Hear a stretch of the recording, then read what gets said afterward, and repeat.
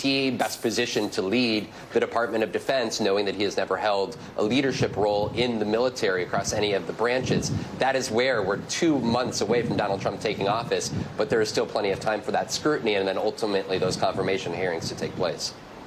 All right. Thank you so much, Vaughn Hilliard, for your reporting. Maura, from an experience standpoint, it seems that Pam Bondi is a more conventional choice. Is that going to give her an easier path in the Senate? It certainly will, especially given the fact that Matt Gaetz was such a problem for so many in the Republican Party. But just that I think even in the Trump world, they were shocked by his decision to pick Matt Gaetz initially.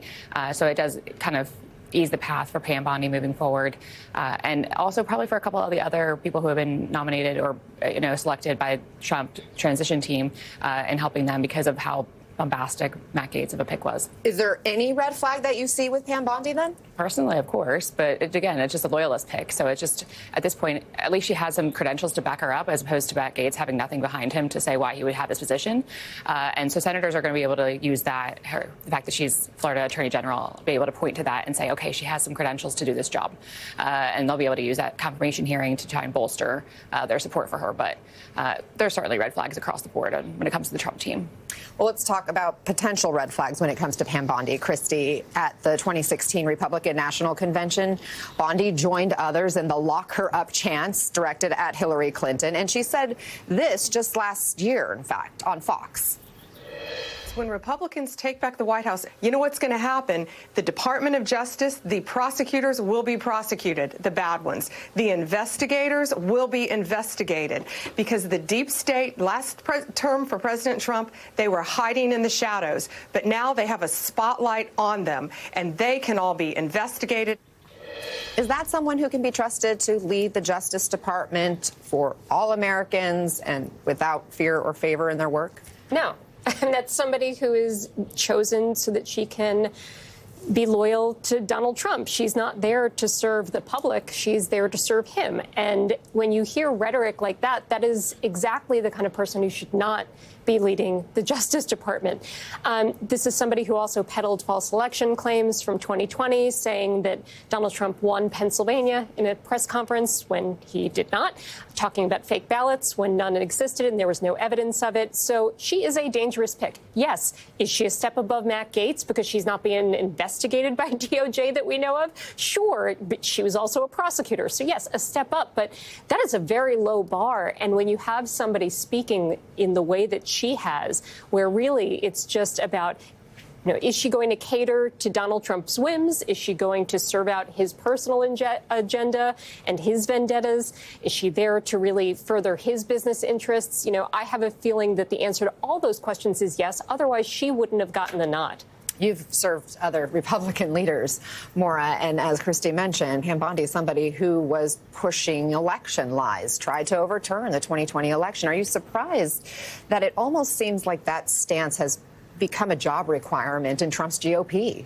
It does, because there are so many in the GOP that have urged the president to stop with that, have urged the Trump MAGA world to stop pushing that lie, because their own judges found, not a single one of them found any credibility to those claims. And so especially for senators who don't like being pushed around by anyone, essentially, I think this is a problem for them, just to have to grapple with that question of the election of 2020, because they know that it wasn't fraudulent and that there's no evidence to prove that it was otherwise. And so it is frustrating, I'm sure, for GOP senators to continue to have to keep up with this. Jonathan Swan of the New York Times writes this: the controversy surrounding Gaetz has already served a purpose for Trump, whether intended or not. It has made other Trump choices for cabinet picks appear more reasonable by comparison. There's been very little attention, for example, given to the fact that Trump intends to nominate his personal lawyer, Todd Blanche, as Deputy Attorney General. Christy, your take on that, and are there any guardrails? Well, it's a real concern. In any other administration, a president appointing his own personal lawyers would be a red flag. That is not something you want, because, again, you want somebody who's there to uphold an oath to, to make sure that they are furthering the interest of the Constitution and of the people and not of Donald Trump. You know, he views the DOJ as his own law firm. That's what these picks suggest to me when he's picking his own personal lawyers. Pam Bondi also was on his impeachment defense team. She was one of his lawyers.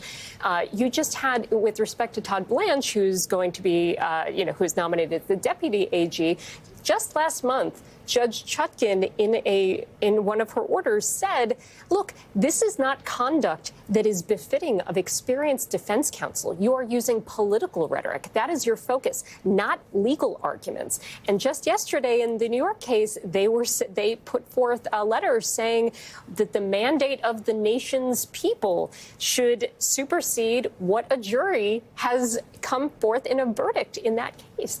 And so just to say we should toss a jury's verdict because somebody was elected president, I mean, these are extreme positions. But because you're looking at somebody like Matt Gaetz, they seem less so. But they are extreme, and they should be scrutinized. Christy Greenberg, Maura Gillespie, ladies, thank you both very much. Let's bring in a senator who serves on the Judiciary Committee, Democrat Peter Welch of Vermont. Senator, thanks for being with us. First, your reaction to Pam Bondi as Trump's new Attorney General pick. Well, the conversation really raises the big question. There's no question that whoever the Attorney General is will be loyal to Trump. The question is, will they also be loyal to the Constitution and the rule of law?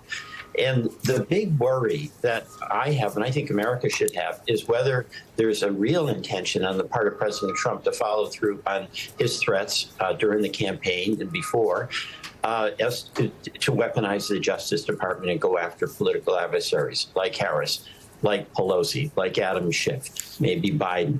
So that's the real question. And that's the area of inquiry that I think all of us on the Judiciary Committee have to focus on.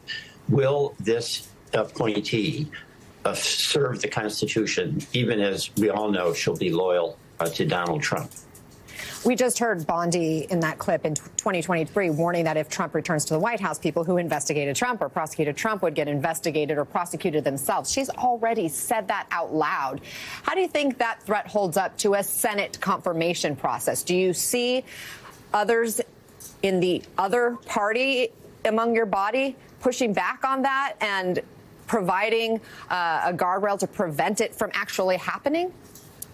Well, my hope is they will, because the focus of attention here will be, does the awesome power of the Attorney General be used basically to protect the Constitution or to cross this line that we haven't crossed in this country before, where you go after your political adversaries? And there's just been an immense amount of discussion by her and, of course, by President Trump. So that's got to be a serious line of inquiry. My hope is my Republican colleagues who care very much about the rule of law will be seeing this as a serious question as opposed to just some idle speculation or loose talk by the president. At the end of the day, did all the Gaetz drama end up making it an easier path for some of President-elect Trump's other controversial picks, like Pete Hegseth or RFK Jr. for HHS or Tulsi Gabbard for DNI? No, I don't think so. I really disagree with that clip, because what I saw, and I'm heartened by this, is that Gaetz pulled out because he ran into opposition from Republican senators. He didn't even talk to a single Democrat. And what that indicated to me is that my colleagues on the Republican side, who are going to play the major role here because they have the votes, are going to take seriously the constitutional responsibility we have in the Senate for advice and consent. And I think they care about the Defense Department and whether that is going to be well run. They care about Commerce. They care about all of these agencies. And I think what you'll see is that the nominees will be given the benefit of the doubt, but not a blank check. And I think all of us know, and I hope my Republican colleagues as well, yes, Trump is a disruptor, but you can't appoint somebody who's going to destroy the institution itself.